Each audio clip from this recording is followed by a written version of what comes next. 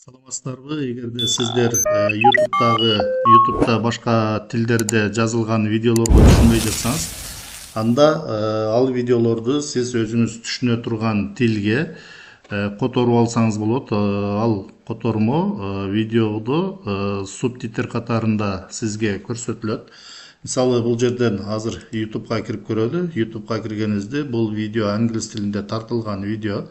Азыр видеону You коебуз. might have noticed a new icon appearing just about everywhere on the taskbar in Windows, in apps like Word, PowerPoint. Мына бул видео англис тилинде тартылган видео, ошондой эле англис тилиндеги субтитр автоматтык түрдө коюлуптур.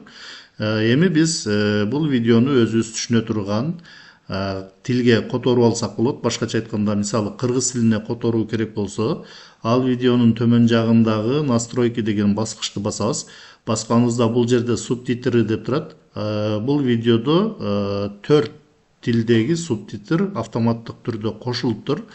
Ушул жерден биз видеону которуп алсак болот. Ал үчүн субтитры деген жерди басабыз.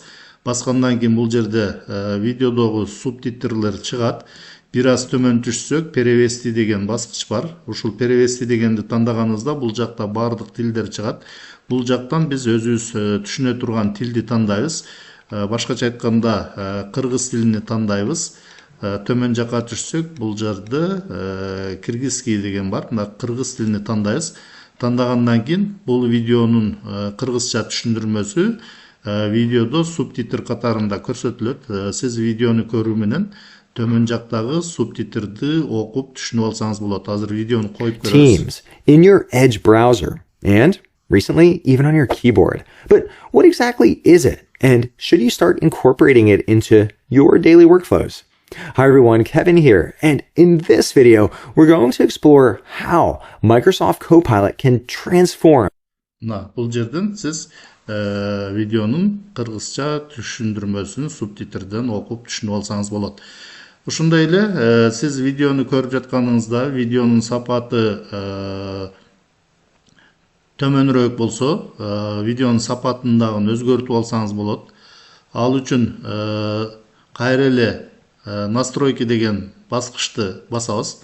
Басканыбызда бул жерде бир аз төмөн түшсөк, качество деп турат. Бул видеонун сапаты 480p сапатта көрсөтүлүп атат экен. Биз ушул жерден видеонун сапатын жогорулатып алсак болот. Ал үчүн качество дегенди тандайбыз. Тандаганыбызда бул жактан бир нече сапаттары чыгат. Бул жерден мисалы 1080 HD дегенди тандап койсок, видеонун сапаты мына көрүп турганыңыздардай тунук болуп калат. Ушундай кылып видеонун сапатын өзгөртүп алсаңыздар болот. Эми бул жерден видеодогу субтитрди кайрадан алып салуу керек болсо, аны кантип алып салабыз? Ал үчүн кайра эле видеонун төмөн жагындагы настройки деген баскычты басабыз. Баскандан кийин бул жерден кайра эле субтитры дегенди тандайбыз. Тандагандан кийин бир аз өйдө чыгабыз дагы бул жерден өчүрүү деген баскычты басып коебуз. Басып койсок, видеодогу субтитр алынып салынат. Ошондой эле сиз үйрөтүүчү видео сабактарды көрүп жатканыңызда негизги жерлерди түшүнө албай жатсаңыз, анда видеонун ылдамдыгын жайлатып алсаңыз болот. Ал үчүн кайра эле видеонун төмөн жагындагы настройки деген баскычты басабыз. Басканда бул жерде скорость воспроизведения деп турат. Ушул жерди басабыз. Басканыбызда азыр обычная деп турат. Бул жерден 0,75 деген скоростьту, ылдамдыкты тандайбыз. Азыр видеону коюп көрөбүз. Your day-to-day tasks so you can work both. Мына видеонун ылдамдыгы бир аз жайлады. Сиз дагы эле негизги жерлерин түшүнө албай жатсаңыз, анда видеонун ылдамдыгын дагы жайлатып алсаңыз болот. Кайра эле настройки баскычын басып туруп, скорость воспроизведения деген жерди басабыздан 0,5 дегенди тандайбыз. Эми кайра коюп көрөбүз. Smarter and also faster.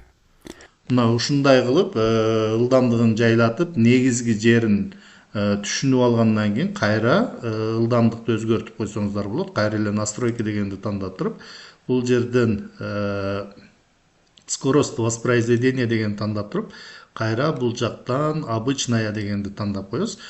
кайра видеону Whether you're drafting emails, crafting documents, мына ушундай кылып видеонун настройкасынан өзүңүздөргө ыңгайлуу параметрлерди тандап YouTube'дагы видеолорду көрсөңүздөр болот.